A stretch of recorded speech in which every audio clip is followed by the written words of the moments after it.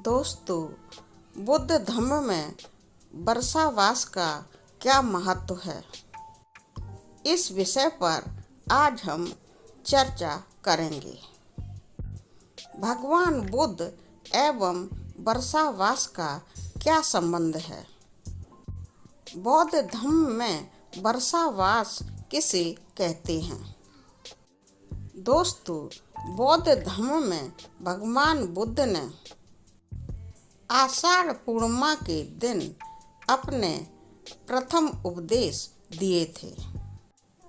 उन्होंने सारनाथ में पहुंचकर 5 परिव्राजक इकट्ठे किए थे और उन 5 परिव्राजकों को सर्वप्रथम अपने 5 उपदेश दिए थे। भगवान बुद्ध के द्वारा आषाढ़ पूर्णिमा के दिन यह उपदेश 5 परिव्राजकों को दिए गए थे।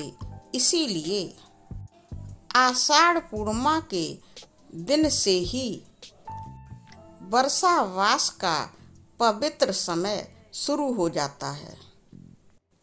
ऐसा बुद्ध धर्म के अनुसार माना गया है और बौद्ध धर्म के इस वर्षावास का समय करीब 3-4 महीने का होता है, यानी कि 3-4 महीने तक बौद्धिस्ट लोग वर्षावास को बहुत पवित्र समय समझकर मनाते हैं। अब दोस्तों, आइए डिटेल में वर्षावास के इन 3-4 महीनों में क्या होता है समझते हैं। भगवान बुद्ध ने सारनाथ में जब अपने प्रथम 5 परिव्राजकों को अपने 5 उपदेश दिए, तो फिर यह परिव्राजक भगवान बुद्ध के उपदेशों को अच्छी तरह से समझ गए और इन 5 परिव्राजकों ने फिर धम्म का प्रचार और प्रसार करना शुरू कर दिया। अब बौद्ध धर्म का प्रचार और प्रसार करने के लिए उन्होंने बहुत सारे भिक्षुओं को एकत्रित किया। भगवान बुद्ध के द्वारा दिए गए उपदेशों के आधार पर इन 5 परिव्राजकों ने बहुत सारे और परिव्राजक बनाए। फिर उनको भगवान बुद्ध के उपदेश सुनाए, समझाए। इस तरह बहुत सारे परिव्राजक तैयार हो गए और सारनाथ में ही मृगदाय नामक वन में सब एक साथ रहने लगे।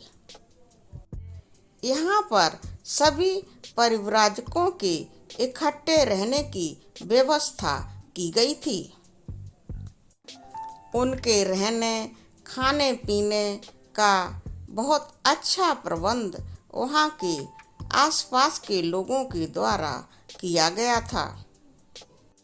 भगवान बुद्ध अपने सभी परिव्राजकों को अच्छे अच्छे मानव कल्याण के लिए उपदेश देते और सभी परिव्राजक भगवान बुद्ध के उपदेशों को समझते और आगे उन उपदेशों की वजह से मानव कल्याण के कार्य करते। वह लोगों के सुखों के लिए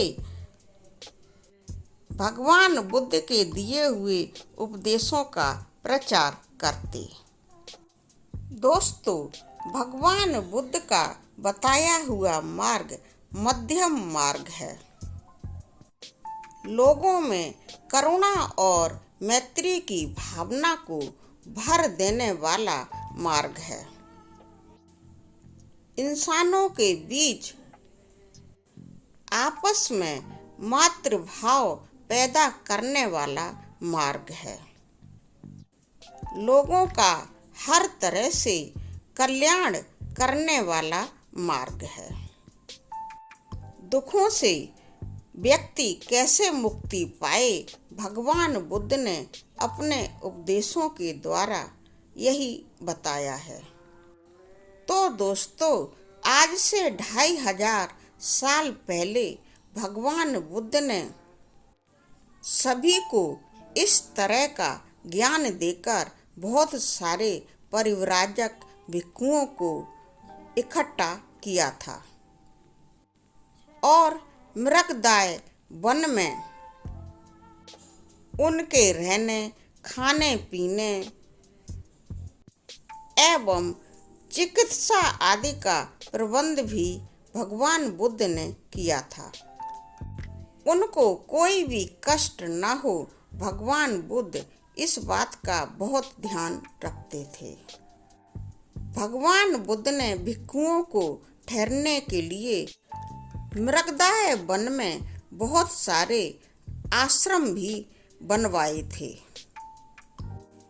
इतने सारे भिक्षुओं के मृगदाय वन में ठहरने और भगवान बुद्ध के द्वारा दिए हुए उपदेश सुनने, समझने और फिर जनता के अंदर प्रचार प्रसार करने की वजह से मृगदाय वन में ठहरे हुए भगवान बुद्ध के भिक्षुओं की वजह से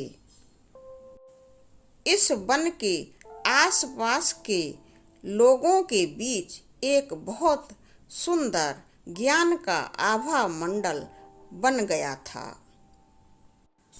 और सभी लोग सुख का अनुभव करने लगे थे। तो दोस्तों, भगवान बुद्ध का मृगदाय वन में अपने भिक्षुओं के साथ इस तरह से गुजारा हुआ समय ही वर्षावास कहलाता है। यहाँ भिक्षुओं ने भगवान बुद्ध से ज्ञान प्राप्त करके उस ज्ञान को लोगों तक पहुँचाया और लोगों का कल्याण किया।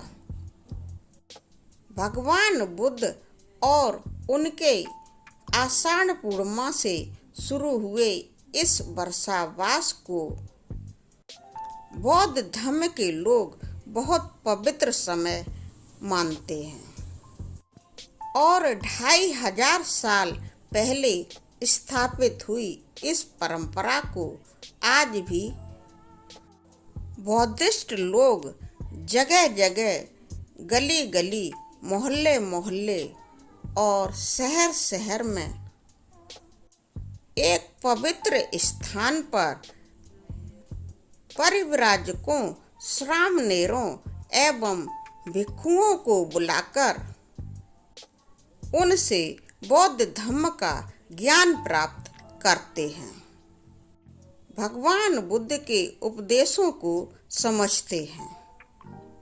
इस तरह से एक पवित्र आभा मंडल लोगों के आसपास बन जाता है। तो दोस्तों, भगवान बुद्ध और आषाढ़ पूर्णिमा से शुरू हुए वर्षावास का हमारे लिए बहुत महत्व है। हर साल हमें इसे खुशियों से मनाना चाहिए।